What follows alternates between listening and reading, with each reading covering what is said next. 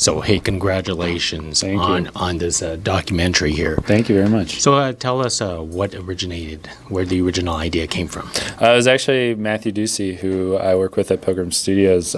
He originally came up with this idea and was fascinated just by Lou as a whole. And then we talked to Lance about it, and Lance had a really inspiring take on the whole thing, that this story had been told so many times in so many different ways, but never the right way, and never with the people who were actually involved. So that was really inspirational to want to capture that and be able to tell that story. So how did you convince Lance to jump on board with this project? It wasn't difficult. We brought him in, and he was really excited to get this story out there and have it told the right way.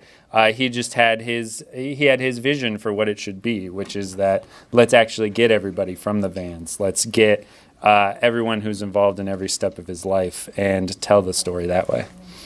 How much preparation and research did you have to come up with before you start doing your documentary? A lot. It was basically, we read everything we could find. We talked to everyone we could talk to just to try to piece together his life, because especially in this circumstance, it was really difficult because Lou was someone who, in a nice way, stretched the truth a lot. So it was really hard to find out what was fact and fiction, and that's why we actually ended up making that kind of a theme of the movie, because it's so prevalent.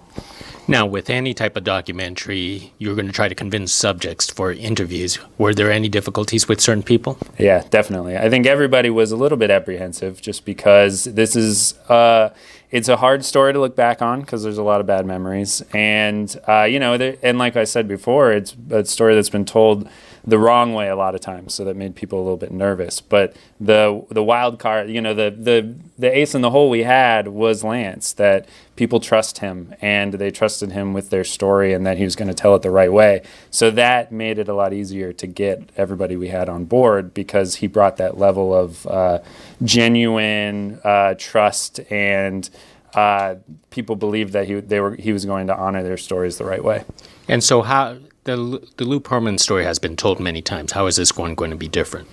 What we wanted to do was tell the story from those actually involved, tell the real story, and make sure we told the story about a three-dimensional person, because everybody involved didn't see Lou as just a monster who was out there, which is a lot of the way he's been portrayed so far. We wanted to tell the real story and actually look into who was he and what drove him to do everything he did.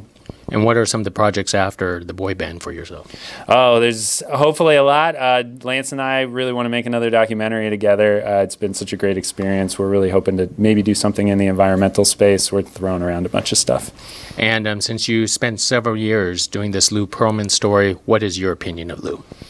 Oh, wow, that's the last question, huh? I think Lou was a very complicated person. I think he, in a lot of ways, was a really smart businessman, but I think he took things the wrong way. I think he went down the wrong path, and that just started steamrolling and getting worse and worse. And I think he ended up doing a lot of bad things. He was somebody who changed music, but ultimately he did a lot of terrible things on top of that too. Excellent. Hey, thank you very much. Thank you very much for having me.